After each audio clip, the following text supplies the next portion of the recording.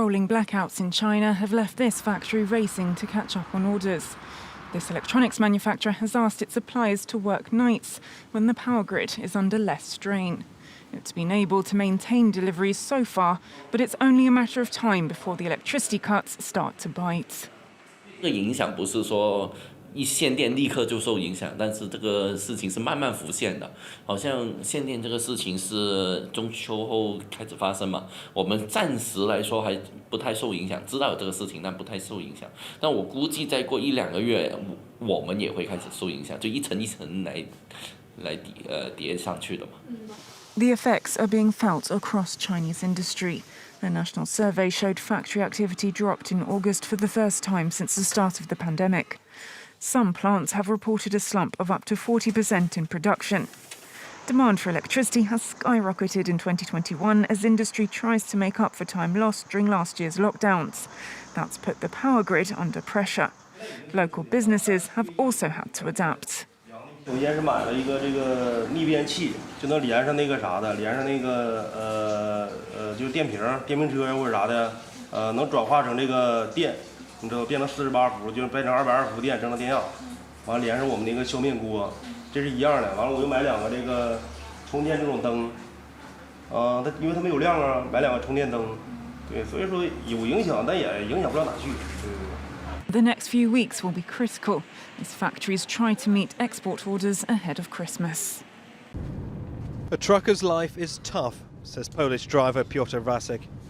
He's crisscrossed the continent for 6 years. Polish hauliers are the driving force of European supply chains, working long, lonely hours away from their families. I have uncles who've driven for 25 years, a big brother who's been driving for more than 15 years. And now my younger sister has got a driving licence and drives in the Netherlands, and she's already had enough. The critical shortage of drivers, many from Eastern Europe, has left the continent in crisis, with the UK hardest hit. COVID-19 put a stop to new driver training, and post-Brexit immigration rules designed to put British workers first have backfired. British government plans to issue temporary 3-month visas for 5,000 foreign truckers have been scoffed at by European drivers, unwilling to help the UK out of a crisis seemingly of its own making. This is not an attractive proposition for our drivers. Beyond the issue of pay, the job needs to be stable and secure. If a driver has an employment contract in Poland with a permanent employer, why would they quit everything and go to the UK for 2 or 3 months just to help the British sort out their Christmas? And this is the ongoing consequence of a shortage of around 100,000 drivers. Some petrol pumps have simply run dry. Elsewhere, there are long queues of irate drivers. And there are now concerns about essential supplies reaching pharmacies. In a week in which scuffles have broken out at some petrol stations, the government insists the situation is improving. But it's not just lorry drivers that are in short supply. Another crisis looms, caused by a shortage of butchers, many from Eastern Europe. The farming industries warn that hundreds of thousands of pigs may have to be culled within weeks unless the government issues visas to allow more butchers into the country. This is an interconnected crisis where the worst effects of Brexit and COVID have collided, spreading chaos in everything from food to fuel. Neve Barker, Al Jazeera, London. Enough talk, it's time for action. That was the clear message climate activist Greta Thunberg and thousands of other student protesters had for world leaders. They're all gathering in Milan for what the United Nations calls its pre-COP26 summit, held ahead of the main climate conference in Scotland in November. Ministers from all over the world have gathered here to discuss the climate crisis, and they are pretending that they have solutions to the climate crisis and that they are taking sufficient action. But we see through their lies and we see through their blah, blah, blah, and we are tired of it. Students in their thousands demonstrating as part of the Fridays for Future global protest movement that Thunberg helped launch. This Friday, with the pre-COP meetings taking place in the city, the crowd was larger than usual. Thousands of students skipped school on Friday in Milan to fill the streets and show their anger, frustration, and impatience. They want a solution to the climate problem, and they want it now. We want the government to listen to us, and we want them to know that we are here, and we won't go away until they listen. We want the climate to change now because our future doesn't wait for us. It's really important for us because alone we can't do anything basically, but we're all together today and we can do everything if we really want to. And so we came here standing for the things that we really care for. It's important to give pressure to the authorities, to let the message be heard. This happened a day after a Youth for Climate conference in Milan, where hundreds of young activists from around the world proposed strategies to tackle the climate crisis. Coming out of the conference, many delegates expressed cautious optimism that leaders would follow through on promises to act swiftly and boldly. The mood, though, on the street is different. Many young activists say trust between them and world leaders is broken, and it likely won't be rebuilt until a major climate solution plan is put in place, and soon. Adam Rini, Al Jazeera, Milan. When Teresa Xu asked a Beijing hospital to help freeze her eggs to later enable her to have a child as a single parent, she was turned away. As an unmarried woman, she's denied reproductive services in China. In 2019, she filed a lawsuit to change the law, and her case has been heard in court. I don't have much time to waste. I'm an ordinary single woman, and these past 3 years were very important to me. If I win, I hope I can help other women to save years of their life. In the future, in China, if single women want to have their eggs frozen, they can do it.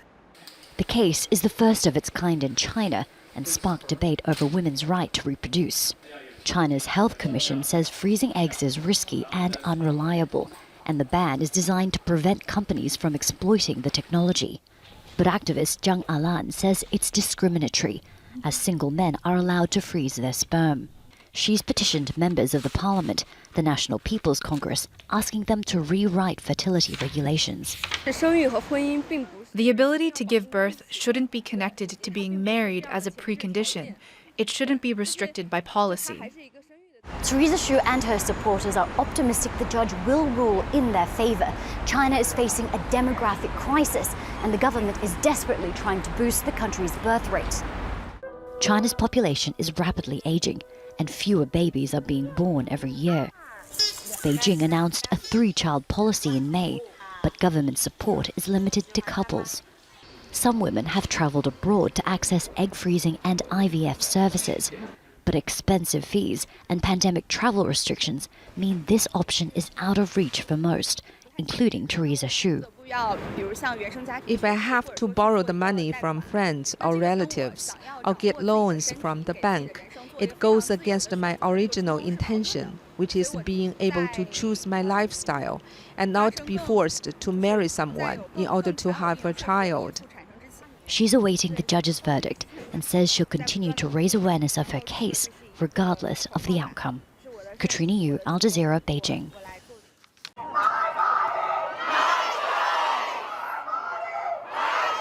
They shouted, hoping this time they'll be heard. U.S. women have had legal access to abortion since the landmark 1973 Roe v. Wade Supreme Court ruling. But in recent years and months, conservative states have passed laws restricting abortion. The protest was held 2 days before the Supreme Court examines a restrictive Mississippi law. The court has already refused to block a Texas bill that bans abortions after 6 weeks of pregnancy. How can you be pro-life but force a rape victim to have her rapist baby? How can you be pro-life and force a young girl to become a mother before she can even get her driver's license? Women across the U.S. backed those living in states where abortion rights are under threat. There is concern the situation can get even worse across the country. It's important for us to all keep fighting for our rights because it's our bodies. It's ridiculous. I can't believe we still have to fight for this, but we'll keep fighting for it as long as we have to. In Washington, protesters gathered outside Congress, pushing lawmakers to pass federal laws defending abortion. And outside the Supreme Court, where conservatives now have a majority, and where protesters were met by some anti-abortion activists. We begin with a potential new weapon in the fight against the coronavirus. The nation could soon see a new oral treatment for the disease. Pharmaceutical company Merck says its experimental pill significantly reduces the effects of COVID-19. Their research claims the treatment cuts hospitalizations and deaths in half. The company is planning to submit its findings for approval for emergency use authorization. Even with this potential new treatment on the horizon, however, health officials urge people to take preventative measures and get vaccinated. Right way to think about this is a potential additional tool in our toolbox to protect people from the worst outcomes of COVID. But I think it's really important to remember that vaccination, as we've talked about today, remains far and away our best tool against COVID-19. It can prevent you from getting COVID in the first place. And we want to prevent infections, not just wait to treat them once they happen. To talk more about this, I'd like to bring in CBS News researcher Max Bayer. Hi, Max. Thank you for joining us. What more can you tell us about this drug, and how is it different from the antiviral treatments we're already using?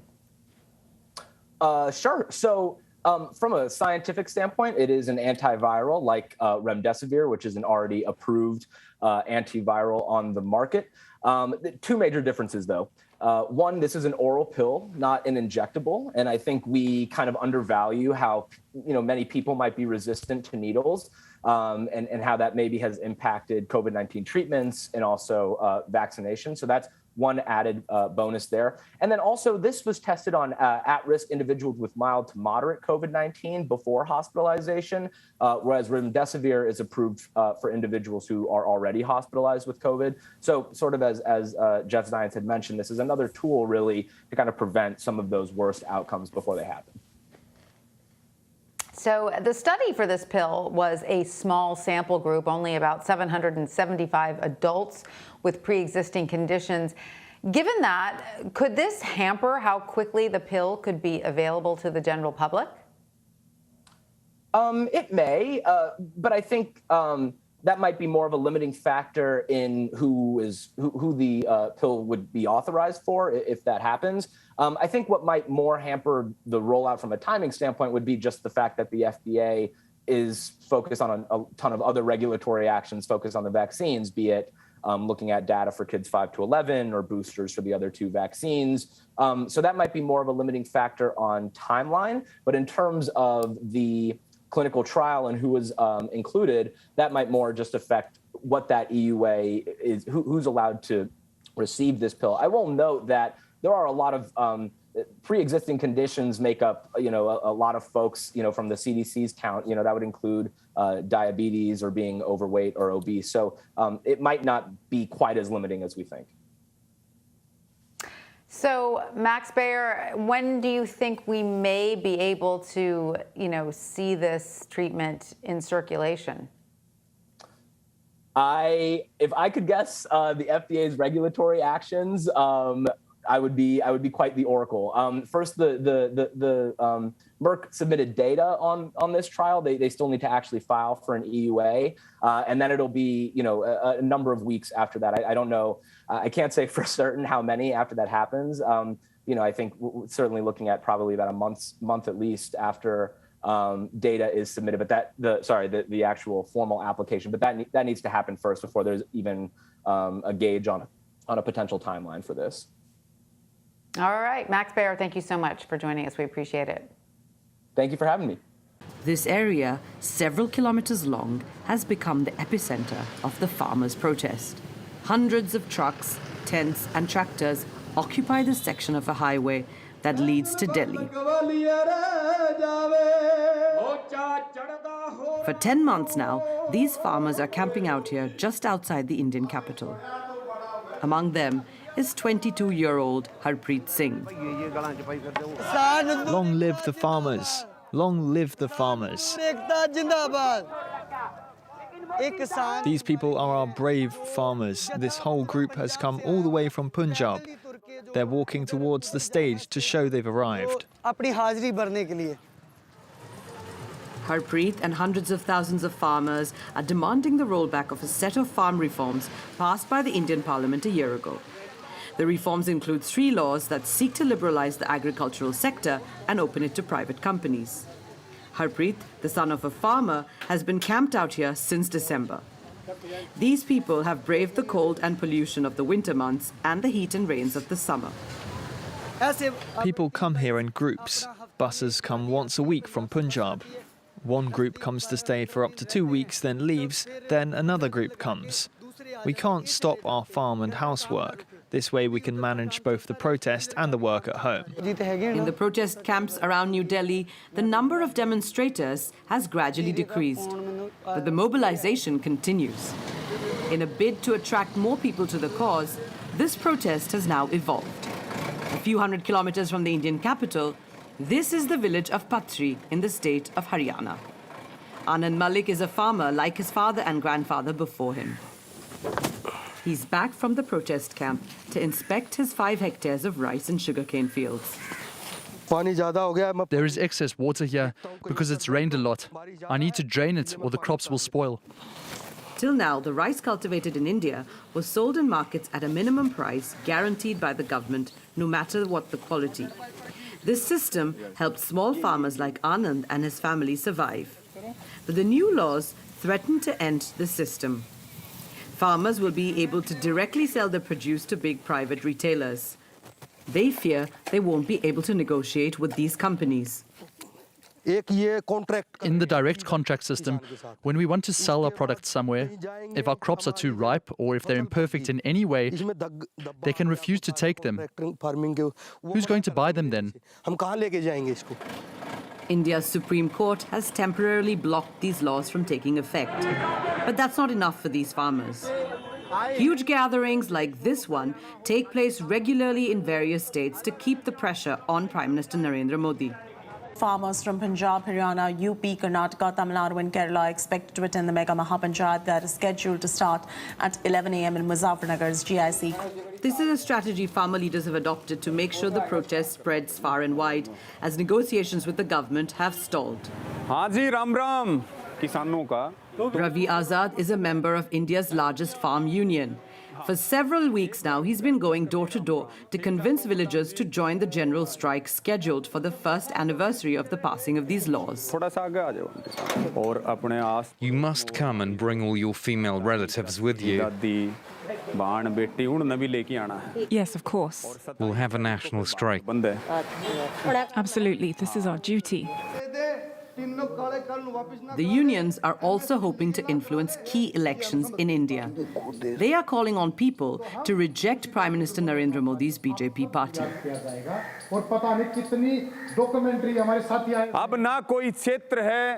Now there is no region, religion or caste. We must begin preparations for a BJP-free India. There are 2 vaccines we have to administer, the first dose in 2022 in Uttar Pradesh, and if that doesn't work, then we have to administer the second one in 2024 to the Modi government in Delhi. Look, if this was a government, they would have listened to us, but India is run by corporations. We will fight until our last breath. We don't care if we die. Whatever happens, we will not stop until we win. A new report by Yahoo News has come out with some serious claims. It goes into details about the CIA's war on WikiLeaks and its founder, even stating that the U.S. had plans to abduct or even assassinate Julian Assange. Yahoo News spoke with 30 former U.S. intelligence and national security officials for this story, and the former Secretary of State and former CIA Director Mike Pompeo is calling for all of those sources to face criminal charges. I want to bring in Michael Isikoff. He's the chief investigative correspondent for Yahoo News, and he co-wrote this report. Michael, this is an astounding report, and you've reported that the government started to turn up the heat on Julian Assange after the leak of information known as Vault 7. For people who may not know or may not remember, explain what this leak contained and why it was so sensitive. Right. This leak, which actually WikiLeaks began publishing in early months of 2017, exposed the CIA's most sensitive hacking tools that it used to launch offensive cyber activities around the world, penetrating computer networks, penetrating phones, intercepting communications of perceived American adversaries. And it was considered at the time the largest data loss in CIA history. And Mike Pompeo, who had just come in as the new CIA director, was enraged by this. This had happened. This was now his agency. It's on his turf.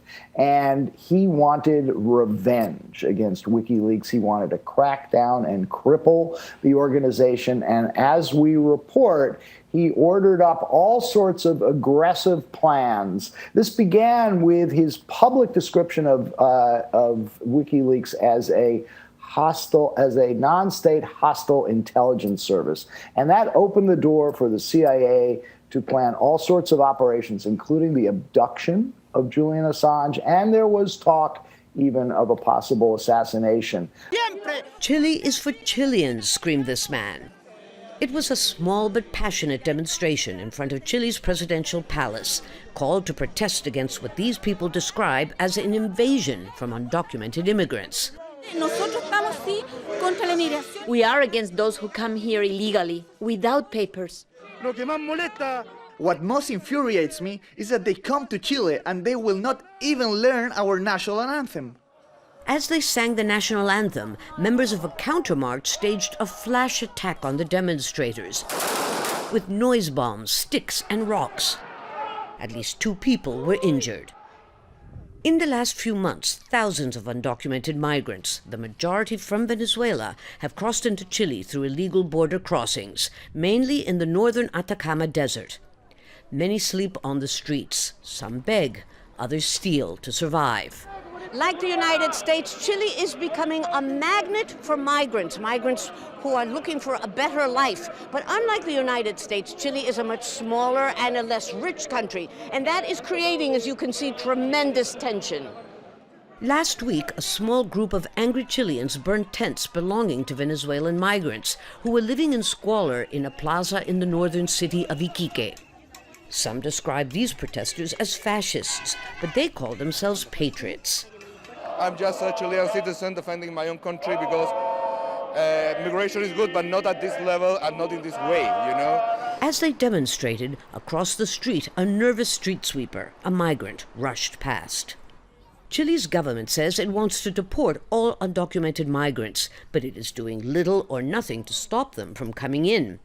And it is not yet providing humanitarian shelters and aid for men, women, and children who have nowhere to go when they get here.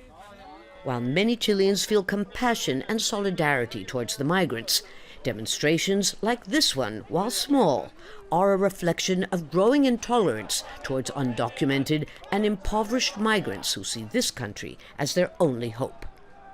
Lucia Newman, Al Jazeera, Santiago. Fear on the island of La Palma. An unstoppable torrent of lava destroying everything in its path and altering the landscape, now flowing into the Atlantic. Plumes of toxic gases below, above the fishing village of Tazacorte. Its mayor is getting ready to evacuate. There are no words to express what I think or feel. There's no way for us to anticipate how this disaster will unfold. Authorities have set up a 3.5-kilometer cordon around the Cumbre Vieja volcano. The thermal shock of molten rock entering the ocean is producing a cloud composed of sulfur dioxide and acid lava.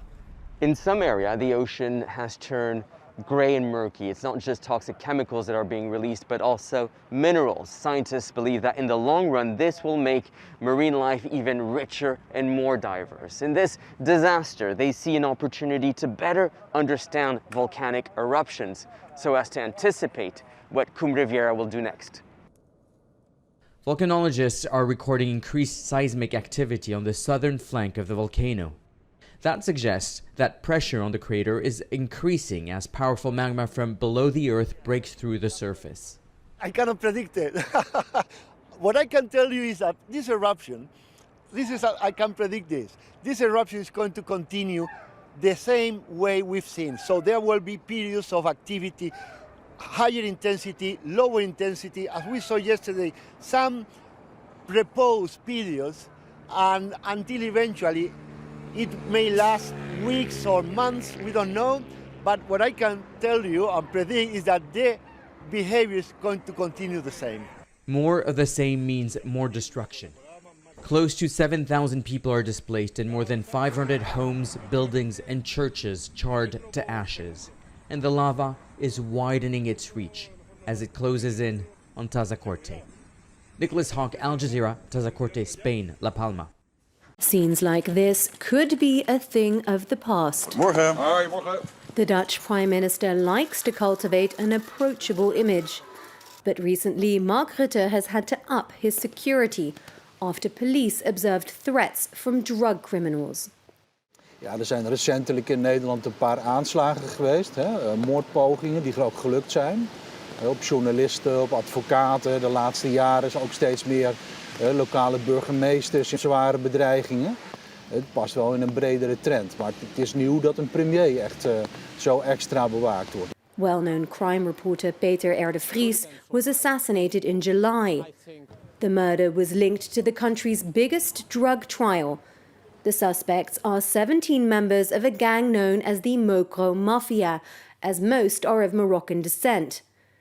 The Dutch government recently pledged an additional €400 million to fight organised crime. Totaal ondermijnend voor onze rechtsstaat, waardoor veel Nederlanders ook angstig zijn. En dat is verschrikkelijk. This professor has been studying criminal organizations for 15 years. He sees similarities to Colombian drug lord Pablo Escobar. Kan het ook heel erg laten zien van, kijk eens hoe machtig wij zijn en dat we zelfs deze stap overwegen.